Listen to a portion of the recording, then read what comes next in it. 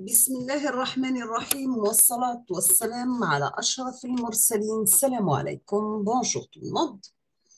Aujourd'hui, je vais présenter un cours intitulé Applications mobiles. On va commencer, comme toujours, par le chapitre numéro 1. Normalement, c'est pour troisième année informatique.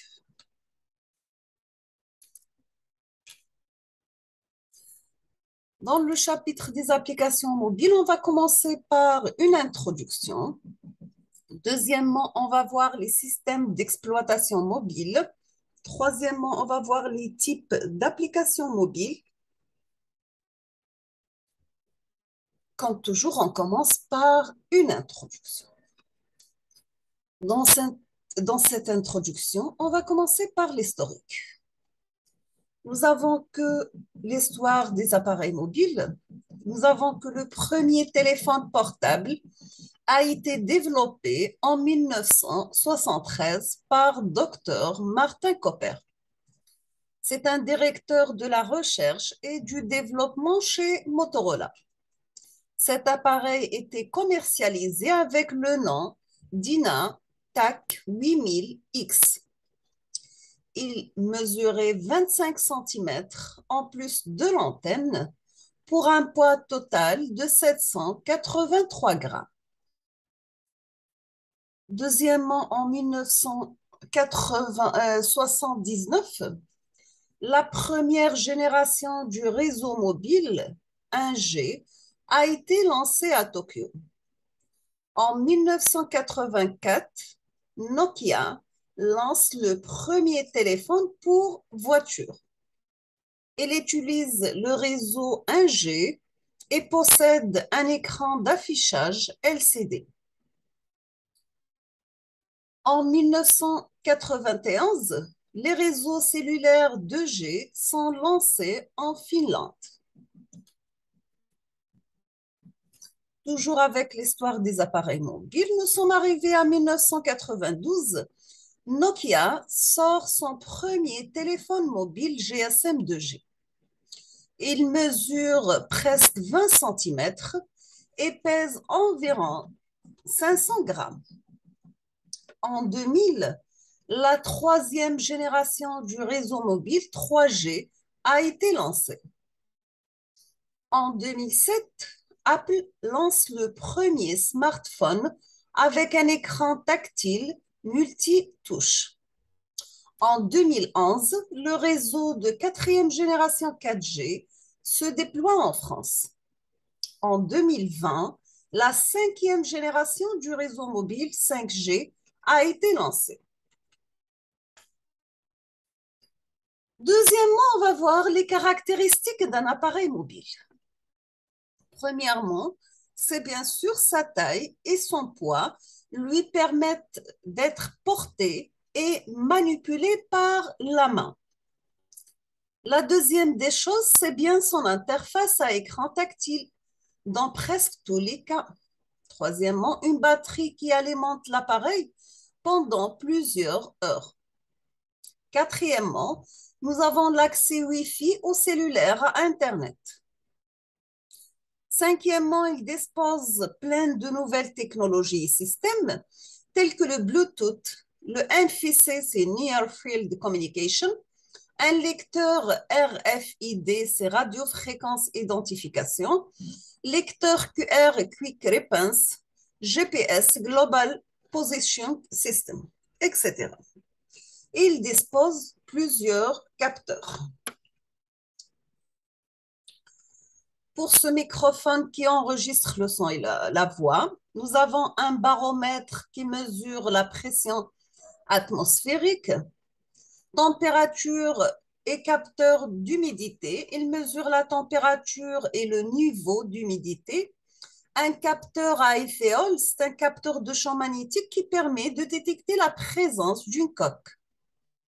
Nous avons aussi un capteur de lumière RGB qui mesure les couleurs rouge, vert et bleu et l'intensité d'une lumière blanche.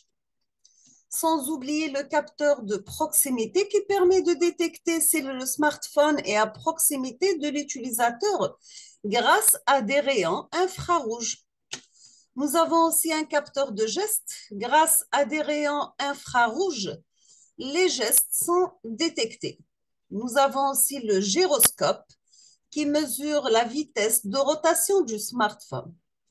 Nous avons aussi un accéléromètre qui mesure le mouvement du smartphone en mesurant les accélérations. Et nous avons aussi un capteur de champ magnétique qui détecte l'intensité du champ magnétique.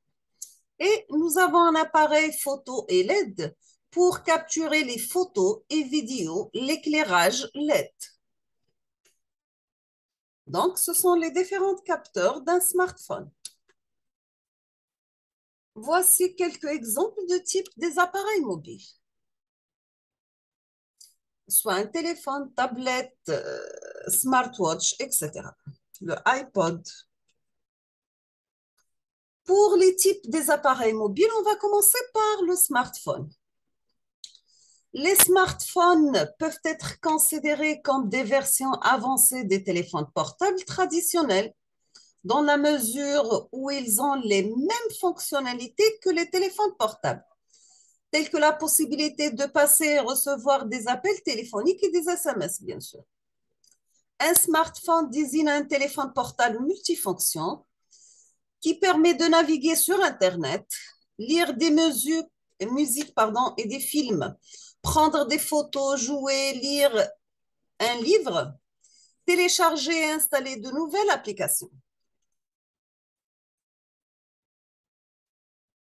Voici un schéma qui représente les ventes mondiales du top 5 des fabricants des smartphones en millions d'unités. Vous avez Samsung, Huawei, Apple, Lumi, Vivo, etc. Sachant que la couleur verte, c'était en 2019, en bleu, c'est en 2020.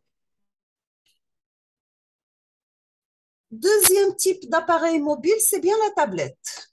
Une tablette est peu considérée comme un smartphone, dotée d'un écran plus grand. Certaines tablettes permettent également de connecter un clavier et une souris. Nous avons aussi le phablet. C'est quoi une phablette? Une phablette, c'est un smartphone dont l'écran est d'une taille intermédiaire entre celui des smartphones et celui des tablettes tactiles. Toujours avec les types des appareils mobiles, nous avons liseuses. Les liseuses électroniques sont des tablettes spécialisées pour lire des livres numériques. Elles permettent de créer, télécharger et stocker des publications numériques. Nous avons aussi le PDA, Personal Digital Assistant. Un PDA, ou bien un assistant numérique personnel, aussi appelé organisateur, c'est un ordinateur de poche dont l'usage est prévu dans un but d'organisation. Un PDA fournit généralement un ensemble des applications de gestion. Vous avez un agenda pour gestionnaire de temps, un gestionnaire de tâches, un carnet d'adresses, gestionnaire de contacts, des logiciels de messagerie, de traitement de texte, de visualisation de fichiers. Nous avons aussi le smartwatch, ou bien une montre intelligente. Une smartwatch est considérée comme un ordinateur de poignée. C'est une montre informatisée avec plusieurs fonctionnalités. On peut trouver l'affichage de la météo, les appels et les SMS Internet, lecture de fichiers numériques, mesure de l'activité physique, exemple fréquence cardiaque, respiratoire, le podomètre et calories, etc.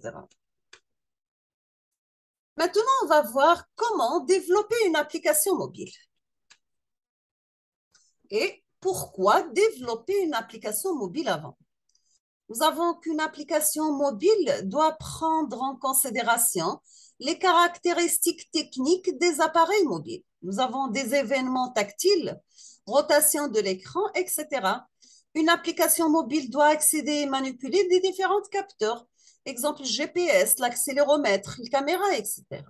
Une application mobile est destinée à être exécutée sur un appareil qui a des contraintes d'alimentation Donc, une faible énergie, de faibles capacités de mémoire, la RAM, flash et ROM, des capacités de calcul restreintes, l'horloge moins rapide, jeu d'instructions réduit, etc. Maintenant, on va définir qu'est-ce qu'une application mobile. Nous avons qu'une application mobile, c'est un programme développé pour être installé et exécuté sur un appareil électronique mobile, tel qu'un assistant personnel, le PDA, un smartphone, une tablette tactile, etc. Une application mobile est téléchargeable de façon gratuite ou payante et exécutable à partir du système d'exploitation. Nous avons aussi que les applications mobiles sont adaptées aux différents environnements techniques des appareils mobiles et leurs contraintes et possibilités ergonomiques ou bien l'écran. Nous avons que les premières applications mobiles ont été créées pour le système de téléphonie d'appel, le iPhone. Les applications mobiles sont distribuées depuis des plateformes de téléchargement telles que le App Store, plateforme d'Apple, le Google Play, plateforme de Google et Android, ou encore Windows Phone Store, plateforme de Microsoft.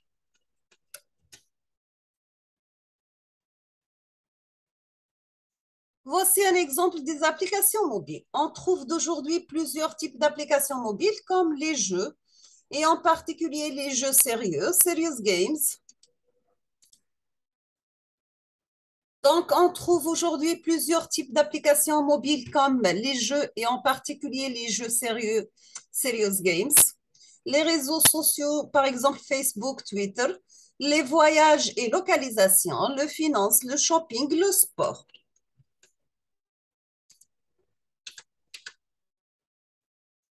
Nous avons aussi le développement rapide des applications mobiles a permis l'apparition des spécialités suivantes. Nous avons le M-commerce, c'est le domaine du commerce.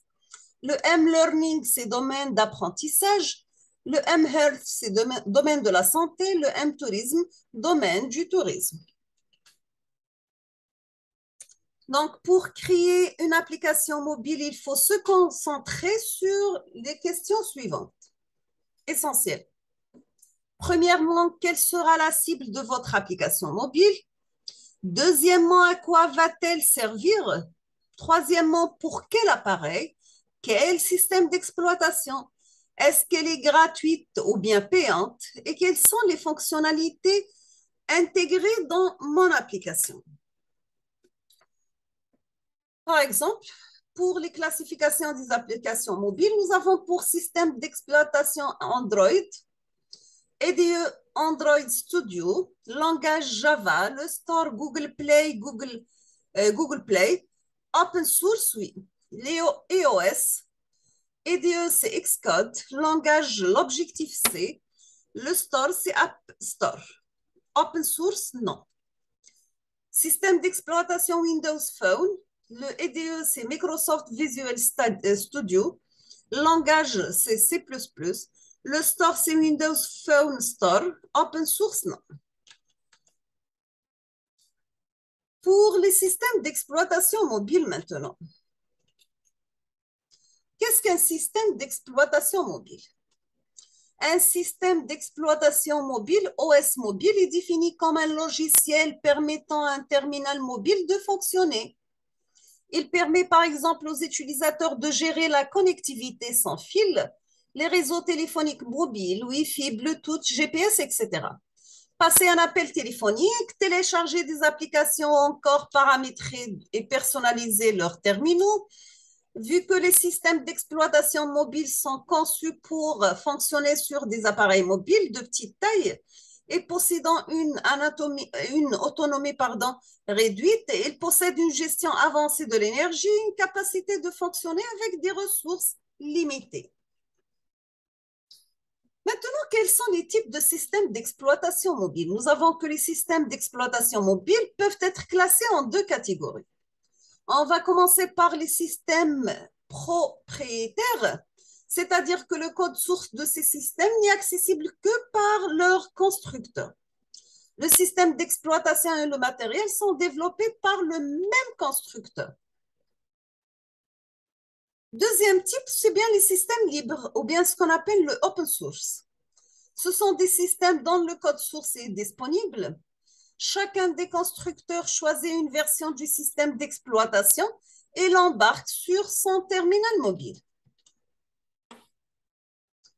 Troisièmement, on va voir les systèmes d'exploitation mobile les plus populaires et on va commencer par système d'exploitation Android par Google. Système d'exploitation Android comprend un système d'exploitation ainsi que des applications clés à utiliser sur les appareils mobiles. Android est développé avec le langage Java. Les mises à jour du système d'exploitation Android ont été développées sous différents noms, de versions inspirées par des desserts cupcake, le donut, les éclairs, le gingerbread, le honeycomb, le ice cream et sandwich. Voici les différentes versions du système Android. Donc, Android 1.5, c'est Cupcake. Android 1.6, c'est Donut. Android 2.0 et 2.1, c'est les éclairs. Android 2.2X, c'est Froyo. Android 2.3X, c'est Gingerbread. Le Android 3.x, c'est Honeycomb. Android 4.0.x, c'est Ice Cream Sandwich. Android 4.1x, c'est Jelly Bean. Android 4.4x, c'est KitKat. Android 5.0, c'est le Lollipop. Nous avons comme deuxième système, c'est bien le système d'exploitation iOS par Apple. Le iOS a été créé au départ pour être utilisé sur des iPhones. À présent, le système d'exploitation mobile iOS est également pris en charge sur un certain nombre de produits Apple comme l'iPhone, l'iPad et l'iPod Touch. Le iOS est un système d'exploitation mobile développé par le langage Objective-C. Troisième système d'exploitation mobile, c'est le Windows Phone pour appareil Windows. Windows Phone, c'est le système d'exploitation mobile de Microsoft qu'il utilise dans ses smartphones et Pocket PC. Windows Phone est développé par C-Dièse, c'est un langage de programmation similaire à Java en termes de syntaxe et des notions basiques. Donc, nous avons le premier, c'est bien Android. Deuxième, c'est iOS Apple. Troisièmement, Windows. Donc, Android, c'est 76,6%. Le iOS, c'est 23,4%. Voici le part de marché mondial d'iOS mobile d'après la source EDC via zdnet.fr. Donc, vous trouvez le code de couleur. Par exemple, en bleu, c'est le iOS. En mauve, c'est autre. En violet, orangé, c'est Windows Phone. En rouge, c'est Android.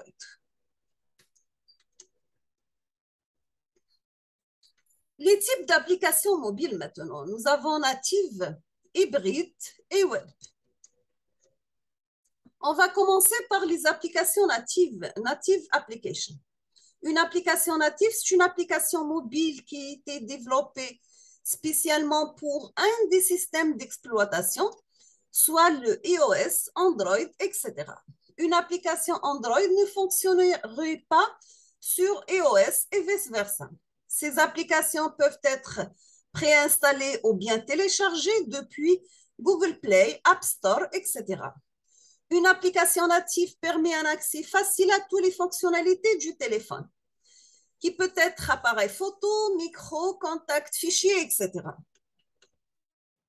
Quels sont les avantages des applications natives maintenant?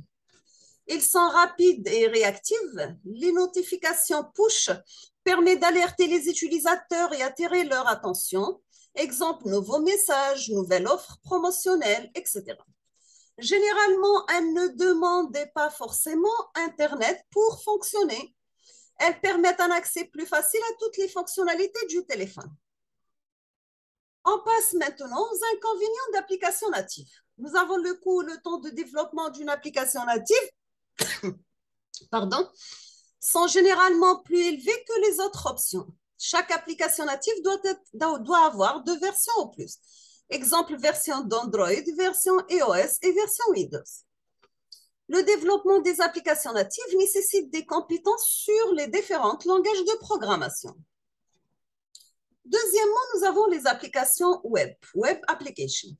C'est une application accessible sur le web à travers un navigateur interne, Chrome, Safari, Mozilla, etc. Les applications web ne sont pas des applications installables. Les applications web sont écrites généralement en JavaScript, le CSS et le HTML pour une utilisation universelle sur les navigateurs, bien sûr. Les avantages d'applications web maintenant. Une seule application pour tous les systèmes d'exploitation, pardon. Le développement rapide avec moins d'efforts, pas besoin de télécharger et installer les applications mobiles. Le stockage de l'appareil reste intact. On passe aux inconvénients. Elle ne fonctionne généralement pas sans Internet. Si le navigateur ne fonctionne pas, l'application web ne fonctionnera pas non plus. Les applications web sont plus lentes et moins adaptées à chaque plateforme. L'envoi de notifications push est également impossible avec une application web. Troisième type, c'est bien les applications hybrides. Les applications hybrides sont des applications disponibles sur les stores et qui s'installent sur un téléphone comme n'importe quelle autre application. Ces applications ont la particularité de combiner des éléments des applications natives et des applications web.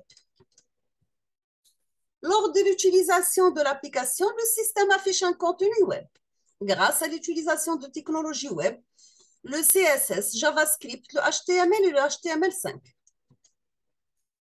L'avantage, c'est qu'on peut réutiliser le code de la partie web application. Le code est écrit une fois et déployé ensuite sur toutes les plateformes mobiles. Deuxièmement, réduire les temps de développement et les coûts. Donc, le code étant écrit une fois, cela réduit les temps de développement et les coûts par rapport aux applications natives. On passe aux inconvénients maintenant. Nous avons que c'est une interface utilisateur limitée, la difficulté d'exploiter toutes les capacités des plateformes, des performances et des transitions entre les pages plus lentes, une dépendance vis-à-vis de la vitesse du navigateur. On termine avec les types d'applications. Comment faire mon choix? On va parler sur ça dans la prochaine vidéo. Je vous remercie infiniment pour votre attention. Comme toujours, n'hésitez pas si vous avez des questions et à la prochaine vidéo, Inch'Allah. Merci beaucoup.